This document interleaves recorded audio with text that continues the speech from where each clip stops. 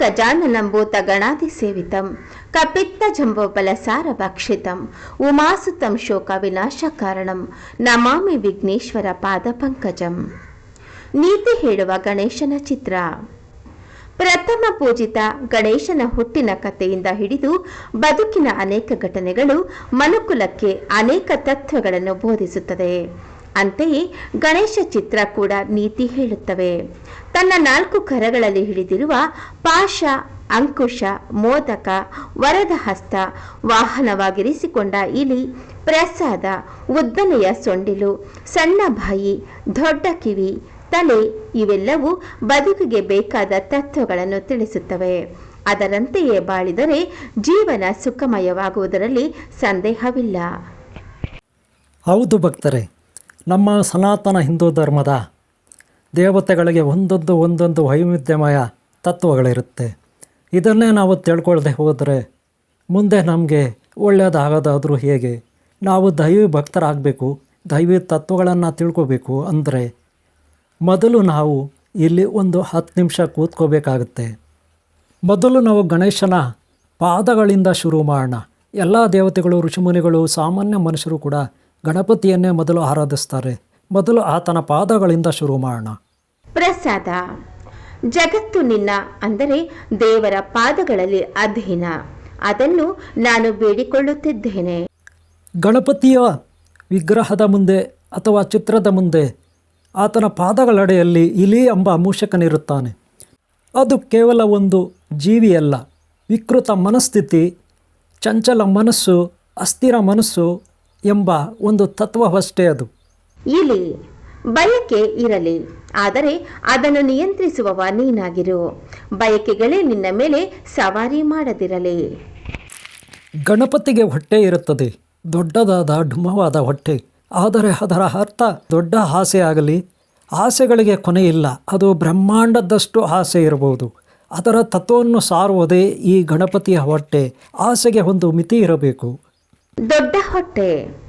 ಸುಖ ದುಃಖ, ಒಳಿತು ಕೆಡುಕನ್ನು ಸಮಾನವಾಗಿ ಸ್ವೀಕರಿಸಿ ಅರಗಿಸಿಕೊಳ್ಳುವ ಗುಣ ಬೆಳೆಸಿಕೊಳ್ಳಬೇಕು. ಸ್ವಲ್ಪವಿದ್ದರೂ ಅದು ರುಚಿಕರವಾದ, ಇಷ್ಟವಾದ, ಪೌಷ್ಟಿಕವಾದ ಅಥವಾ ಯಾವುದೋ ಒಂದು ಬೆಲೆ ಬಾಳುವ ವಿಷಯ, ವಸ್ತು, ವಿಚಾರ ಅಥವಾ ಶಕ್ತಿ ಆದರೂ ಕೂಡ ಅದರಲ್ಲೇ ನಾವು ತೃಪ್ತಿ ಪಟ್ಟುಕೊಳ್ಳಬೇಕು. ಅದರ ಅರ್ಥ ಸಾರುವುದೇ ಮೋದಕ.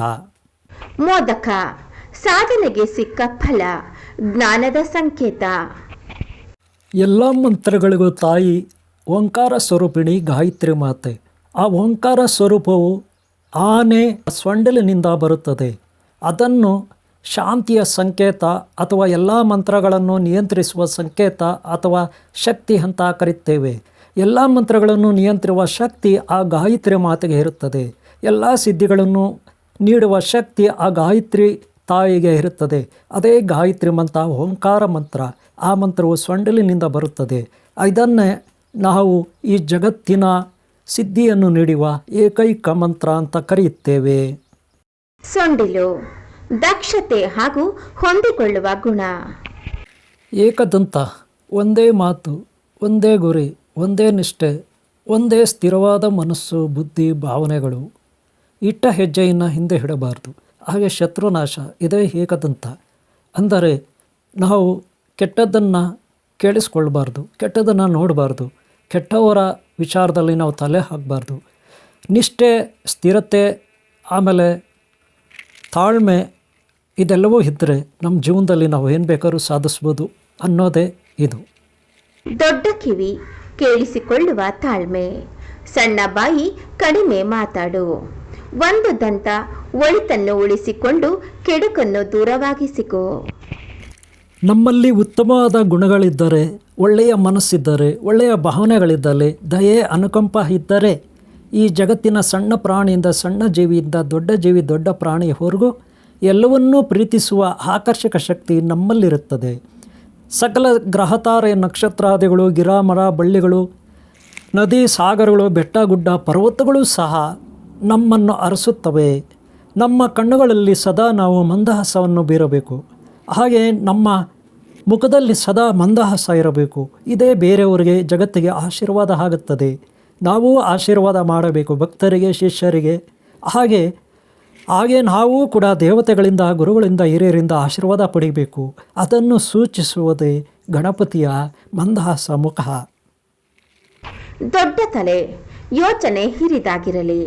ಸಣ್ಣ ಕಣ್ಣು, ಏಕಾಗ್ರತೆ ಇರಲಿ.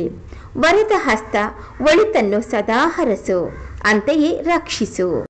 ಓಂ ಗಂ ಗಣಪತಿಯೇ ನಮ, ಓಂ ಗಂ ಗಣಪತಿಯೇ ನಮ, ಓಂ ಗಂ ಗಣಪತಿಯೇ ನಮ ಎಂಬುದಾಗಿ ನೀವು 3 ಬಾರಿ, 5 ಬಾರಿ, 7 ಬಾರಿ, 9 ಬಾರಿ, 11 ಬಾರಿ, 18 ಬಾರಿ, 21 ಬಾರಿ ಪಠಿಸಿದರೆ ನಿಮ್ಮೆಲ್ಲ ಕಷ್ಟಗಳಿಂದ ನೀವು ಪಾರಾಗಬಲ್ಲರಿ.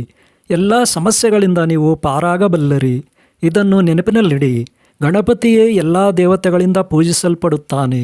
ಎಲ್ಲ ಗುರುಗಳಿಂದ, ಋಷಿಮುನಿಗಳಿಂದ, ಯತೀಂದ್ರರಿಂದ, ಯೋಗೀಂದ್ರರಿಂದ, ಸಕಲ ಗೌತಮರಿಂದ, ಋಷಿಕರಿಂದ ಪೂಜಿಸಲ್ಪಡುತ್ತಾನೆ. ಹಿಂದೂ ಧರ್ಮದಲ್ಲಿ ಮೊದಲು ಗಣಪತಿಯನ್ನೇ ನಾವು ಆರಾಧಿಸುತ್ತೇವೆ, ಪೂಜಿಸುತ್ತೇವೆ. ಅನಂತರ ಇತರೆ ದೇವತೆಗಳನ್ನು ಆರಾಧಿಸುತ್ತೇವೆ, ಪೂಜಿಸುತ್ತೇವೆ. ಇದನ್ನು ಅರಿತು ಹಿಂದೂ ಧರ್ಮದ, ಸನಾತನ ಧರ್ಮದ ಎಲ್ಲ ದೇವತೆಗಳನ್ನು ಅರಿತು ಹಿಂದೂ ಧರ್ಮವನ್ನು ಉಳಿಸಿ, ಬೆಳೆಸಿ, ರಕ್ಷಿಸಿ. ನಿಮ್ಮೆಲ್ಲರಿಗೂ ಒಳ್ಳೆಯದಾಗಲಿ. ನಿಮ್ಮ ಧರ್ಮ ನಿಮ್ಮನ್ನು ರಕ್ಷಿಸುತ್ತದೆ. ಓಂ ಗಂ ಗಣಪತಿ ನಮಃ.